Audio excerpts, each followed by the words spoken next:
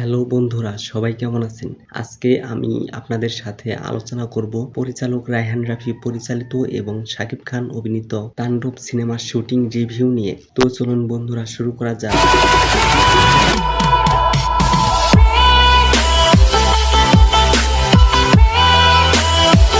বাংলাদেশে একের পর এক ব্লকবাস্টার হিট সিনেমা দিয়ে যাচ্ছেন শাকিব খান। তুফান, বরবাদ, এরপর নিয়ে আসছেন বিগ বাজেটের সিনেমা তাণ্ডব, যার বাজেট প্রায় ৩৫ কোটি টাকা। এটা বাংলাদেশ সিনেমার জগতে এক নতুন অধ্যায়। শাকিব খানের এই নতুন সিনেমার শুটিং ঘিরেই ইতিমধ্যে তাণ্ডবের তোলপাড় শুরু হয়ে গেছে।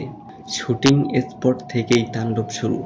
পরিচালক রায়হান রাফি জানায়, তাণ্ডব হবে একটি অ্যাকশন ঘরানার সিনেমা, যা বাংলাদেশ চলচ্চিত্রে আগে কখনো ঘটেনি। শুটিংয়ের প্রথম দিন থেকেই দেখা গেছে শাকিব খান পুরোপুরি তার চরিত্রে ঢুকে গেছেন। পবিত্র ঈদ-উল ফিতরে মুক্তি পাওয়া শাকিব খানের বরবাদ সিনেমা এখন পর্যন্ত ইন্ডাস্ট্রি হিট দিয়ে যাচ্ছে।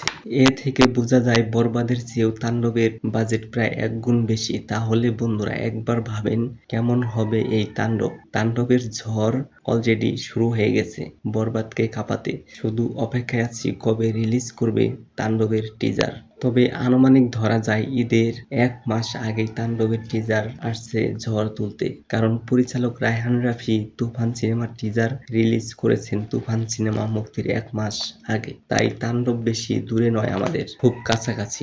নায়িকার কথায় আসা যাক। তাণ্ডব সিনেমায় শাকিব খানের নায়িকা নিয়ে একাধিক নায়িকার গুঞ্জন উঠে এসেছে। অনেক জল্পনা কল্পনার পর টলিউডের নায়িকা কোয়েল মল্লিককে নিয়ে শাকিবের নায়িকা বানানোর কথা ছিল, কিন্তু এখন কোয়েলও থাকছে না। এবার তাণ্ডবের নায়িকা হিসেবে থাকছেন আমাদের অনেক প্রিয় অভিনেত্রী সাবিলা নূর। সাবিলা নূরকে দেখা যাবে তাণ্ডব সিনেমায় শাকিবের নায়িকা হিসাবে। তুফানের পর শাকিব খানকে নিয়ে রায়হান রাফির দ্বিতীয় সিনেমা হতে চলেছে তাণ্ডব। এই সিনেমাটি প্রযোজনা করবেন সবচেয়ে বড় প্রযোজনা প্রতিষ্ঠান আলফা আই ও SVF। তবে তাণ্ডবে একের পর এক চমক থাকবে।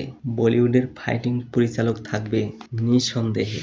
এখন শাকিব খানের নতুন সিনেমা তাণ্ডবের শুটিং পুরোদমে চলছে। সাম্প্রতিক সময়ে শুটিং সেট থেকে শাকিব খানের নতুন লুক ও বিভিন্ন মুহূর্তের ছবি এবং ভিডিও সামাজিক মাধ্যমে ভাইরাল হয়েছে, যা সিনেমাটিকে নিয়ে দর্শকদের আগ্রহ আরও বাড়িয়েছে। বন্ধুরা, আজকে এ পর্যন্ত। পরবর্তী ভিডিও পেতে চ্যানেলটি সাবস্ক্রাইব করে পাশে থাকবেন।